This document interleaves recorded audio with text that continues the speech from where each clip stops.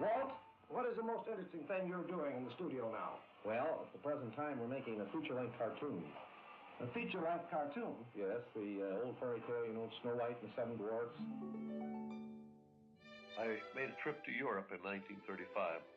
My brother and I and our wives. I had done a little story research on different fairy tales I might do, and Snow White was one of them. I remembered as a kid, I saw Marguerite Clark in it in Kansas City one time when I was a newsboy. They had a big showing for all the newsboys, and I went and saw Snow White. It's probably one of my first big feature pictures I'd ever seen. When I came back from Europe, I said, we're going to make a feature. Snow White and the Seven Dwarfs. I just thought it was a perfect story. I started out with a very small unit right next to my office, and I handled it myself, and I picked certain boys that I put on assignment to work with me on the story. Then as I got the storyline set up, then I began to add units, and I finally ended up with every unit in my studio on it. We started sometime late 35, and we had it in the theaters December 37th. Our artists at that time were not really ready. We needed another 2 or 3 years to do what we wanted to do with Snow White. I felt like I was going to get anywhere, I had to train my own people. The hardest job was to get the guys to quit fooling around with the individual drawing and to think of the group of drawings in an action. 50% of my time was spent in the sweatbox going over every scene with every animator. The other half of my time was spent on the story. We had to find a way to do it. We had to analyze action. There were no books. There were nobody I could bring in to teach it. We were self-taught. In Snow White, we had to have this believable character. I had to have a model that could pick up the ideas we wanted for the gestures and the movements and all of that. And then I photographed her and let that be a guide for the artist. You can't pull a tear out of anybody with a clown run.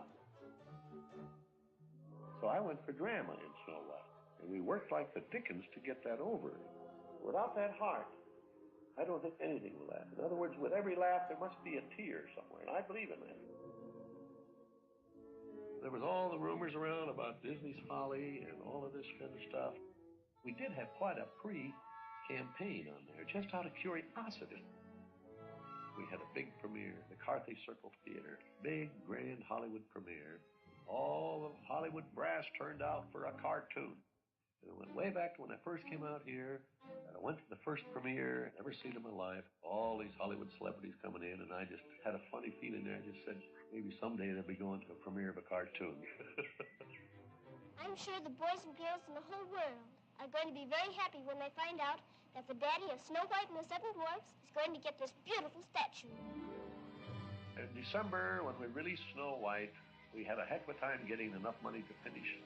6 months later, we were sitting with all of our debts paid off, at least a couple $1 million in the bank. With the profits of Snow White, I built a studio.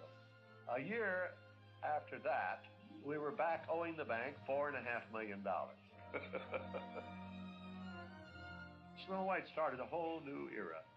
We were then in big business. Snow White has been out 3 times, I think, and it'll come out many times again. I've got quite a few pictures like that I think are timeless. Hollywood has never been able to figure us out.